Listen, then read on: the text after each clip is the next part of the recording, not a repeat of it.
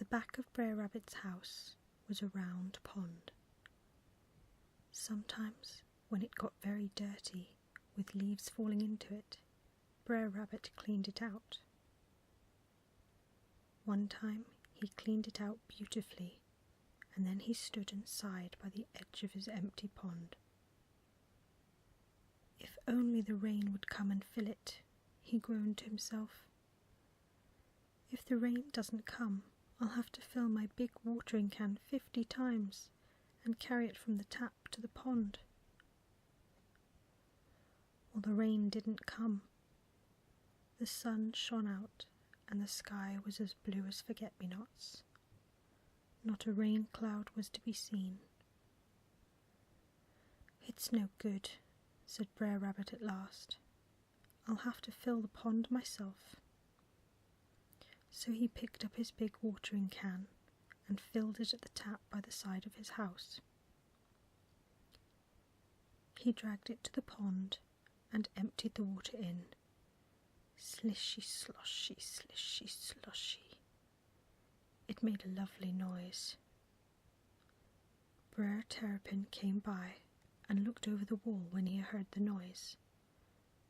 "My," he said to Brer Rabbit, "that's a fine game you are having this morning. It's fun to play with water like that. Let me have a turn." "You can't drag my big watering can along, old Slowcoach," said Brer Rabbit. But Brer Terrapin soon showed him that he could. He balanced the big can on his back and walked slowly to the pond. He stood with his back to the pond and jerked the can. It poured all the water out at once. "My, but it's heavy," panted Brer Terrapin. "I guess you've got a hard job this morning, Brer Rabbit. Why don't you get your friends to come along and help you?" "As if Brer Fox and Brer Wolf would fill my pond for me," said Brer Rabbit.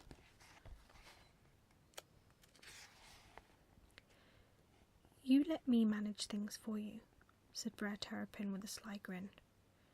"You let me manage things, Brer Rabbit. You've always been a good friend to me, and if you'll let me have a swim in your pond now and again, I'll just see if I can't get you a bit of help this morning." "All right, Brer Terrapin, you try," said Brer Rabbit, and he watched Brer Terrapin crawling out of his gate. Well, Brer Terrapin, he went down the road, and soon he met Brer Fox. "Hey-o, old Shellyback, where have you been this long time?" said Brer Fox. "Oh, I've just come from Brer Rabbit's," said Brer Terrapin, "and my, he gave me such a treat. He let me help him pour water into his pond.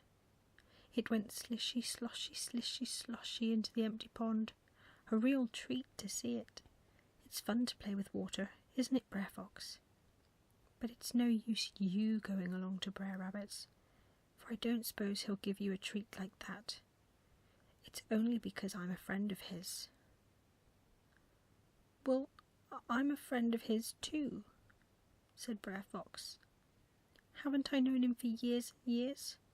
My, I guess we've done more things together than any other creatures in the world. If I want to pour water into his pond, I just know he'd let me." "All right, you go and see, Brer Fox," said Brer Terrapin, putting his head inside his shell to grin to himself. "You go and see." So Brer Fox went along to Brer Rabbit's, and he soon heard Brer Rabbit singing, "Hi-ho, hi-ho," and he heard the sound of water splashing merrily into the pond. "Hey-o, Brer Rabbit," yelled Brer Fox. "You seem to be mighty busy this morning. That's a fine job you're doing." "Oh, a mighty fine job," said Brer Rabbit, winking to himself. "A job that everyone would like to do, Brer Fox. I just gave Brer Terrapin a turn at it, because he's a very old friend of mine, and I like giving him a treat."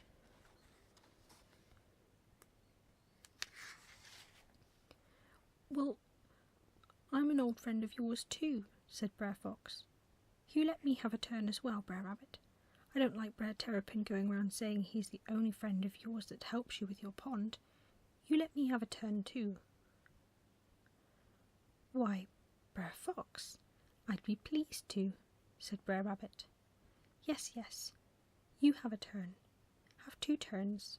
Have 10 turns if you want to. I'm not one to be selfish.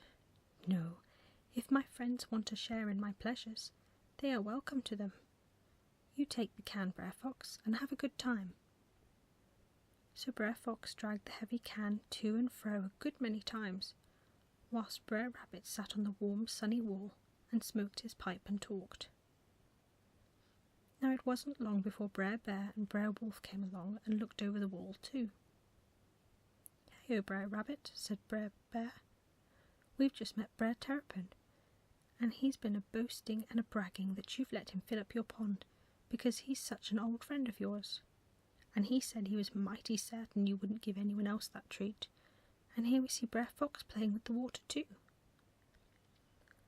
"Oh, Brer Bear," said Brer Rabbit politely.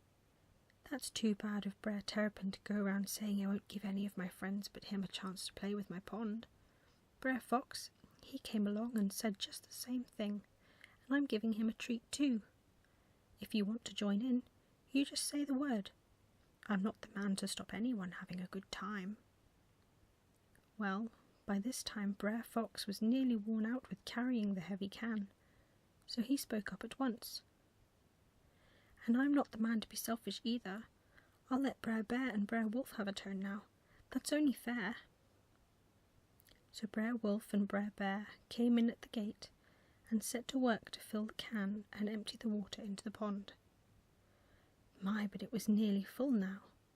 It only needed about 4 more cans and it would overflow. Cousin Wildcat looked over the wall and grinned. Brer Rabbit hopped off to the garden seat, for he didn't trust Cousin Wildcat's claws. "Hey-o, Brer Rabbit," said Cousin Wildcat. "I just heard from Brer Terrapin that you've got Brer Fox and Brer Wolf and Brer Bear doing all your hard work for you. Ah, you're a smart one, Brer Rabbit. No doubt about that. But you don't catch me coming along and carrying your heavy cans for you all morning. No, my brains are as good as yours any day, Brer Rabbit." Brer Fox, Brer Wolf, and Brer Bear stood and stared in surprise. Then they turned their eyes on Brer Rabbit, who began to feel mighty uncomfortable.